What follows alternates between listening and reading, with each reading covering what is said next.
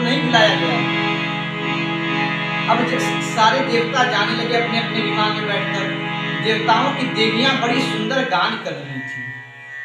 तो जब गान को मैया सती ने सुना तो कथा को बीच में रोक दी। बोली बाबा, कथा तो बाद में कहिएगा, ये बताइए कि सारे देवता और देवियां कहाँ जा रहे हैं?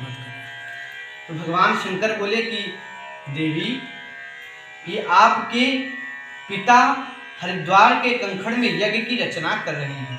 ये सारे लोग उसी में भाग लेने के लिए जा रहे हैं। ये सारे लोग उसी में भाग लेने जा रहे हैं। तो देवी बोली कि प्रभु, पिता के घर उत्सव है, एक बार आज्ञा मिले तो मैं भी हो आऊं नाथ, एक बार आज्ञा मिले तो भगवान शंकर बोले कि देवी, आपने कहा तो बिल्कुल ठीक, मेरे मन को भी बहुत भाया। क्या? पिता के घर, पुत्र के घर, पिता के घर, मित्र के घर, स्वामी के घर और सद्गुरु के घर बिना बुलाए जाना चाहिए। परंतु हाँ देवी, यदि अपमानित करने के लिए जानबूझकर नहीं बुलाया है तो तहां गए कल्याण न होई। वहां जाने से कल्याण नहीं होगा, वहां नहीं जाना चाहिए। और आपके पिता दक्ष ने यही किया है, वो हमको अपमानित करने के लिए हमें निमंत्रण नहीं दिए। भगवान शंकर बार बार समझाए हो, लेकिन मैया सती के बाद समझ में नहीं आई। वो एक ही जिद लगाकर बैठी कि एक बार जाने दीजिए। भगवान शंकर समझ गए कि सती जा रही हैं तो अब वापस नहीं आएंगी।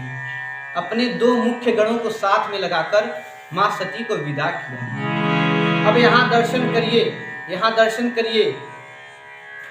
जब माँ सती गई अपने पिता के यहाँ तो दक्ष ने इतना त्रास देकर रखा था परिवार वालों को कि जब सती आएगी तो उससे कोई बात नहीं करेगा।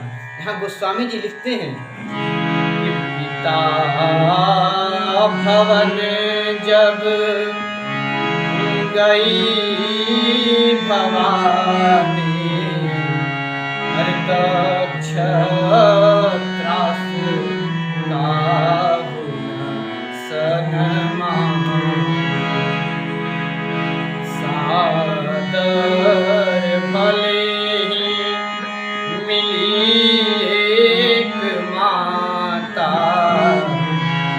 कौन मिला? तो भगिनी मिली बहुत मुस्कुरा। पिता भवन जब गई भवानी, दक्ष त्रास काहू। दक्ष ने इतना त्रास दिया था कि किसी ने माँ को पानी के लिए भी नहीं पूछा।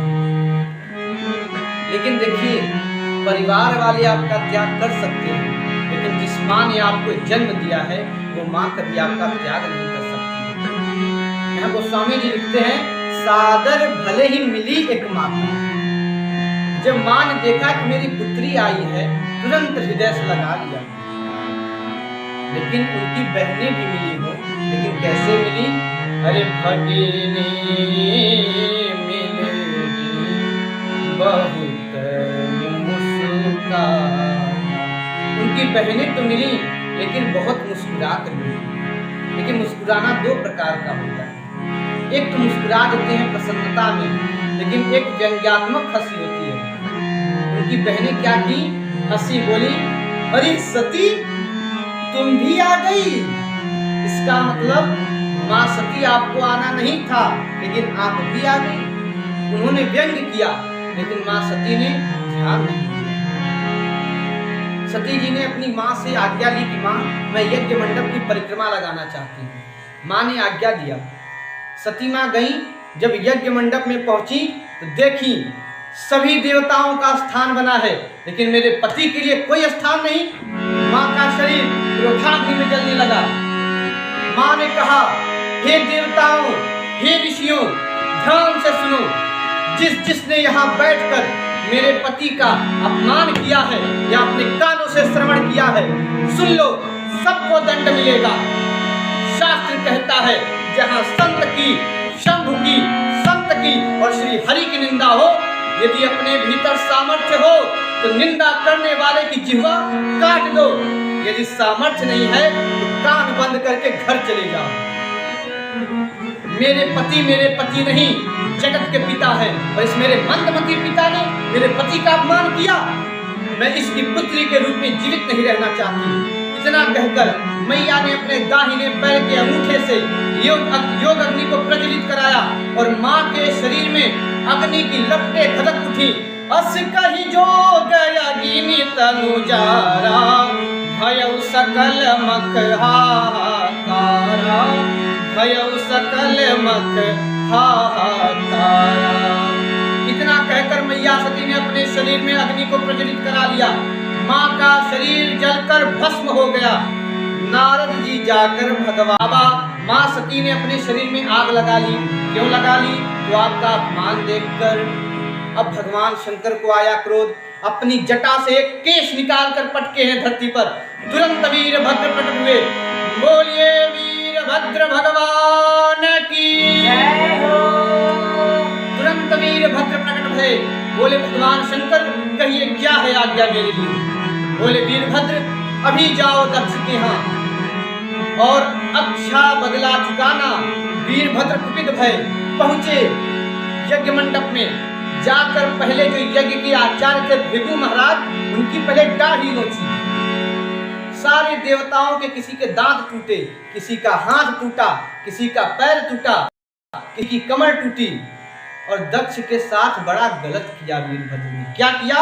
सिर को पकड़ा वीरभद्र ने और ऐसा पकड़कर घुमाया, घुमाया चक्की घुमाया, घुमाते घुमाते सर को धड़ से अलग कर दिया। बोलिए बाबा विश्वनाथ की जय हो। तुरंत सर से धड़ को अलग कर दिया और ले जाकर यज्ञ कुंड में मानो पूर्ण आहुति कर डाली। स्वाहा कर दिया यज्ञ मंडप में भगवान शंकर के वीरभद्र। कैसे जैसे कराकर भगवान शंकर को शांत किया गया। तो भगवान शंकर ने वीरभद्र जी को शांत किया। मां सती तो अपने देह का त्याग कर दी, लेकिन सती मरत हरे सन बर मागा, जन्म जन्म शिव पद अनुरागा। मां सती अपने प्राणों का त्याग करते समय भगवान विष्णु से ये वरदान मांगी कि मैं तो जा रही हूँ प्रभु, लेकिन एक वरदान दीजिए, जन्म जन्म शिव पद अनुरागा। मैं जन्म जन्मांतर शिव की अर्धांगिनी के रूप में जीना चाहती हूँ। विष्णु जी बोले कि देवी आप तो शिव की अर्धांगिनी बनेंगी ये तो तय है, लेकिन क्या दक्ष के ही घर में जन्म लेंगी? मां सती बोली प्रभु सतर्क रहिएगा, पत्थर की बेटी बना दीजिएगा, लेकिन इस जड़ की बेटी मत बनाइएगा। अरे ते ही कारण ही मगिरी प्रिय जाई, जन्मी पार बती तन पाई, जन्मी पार बती तन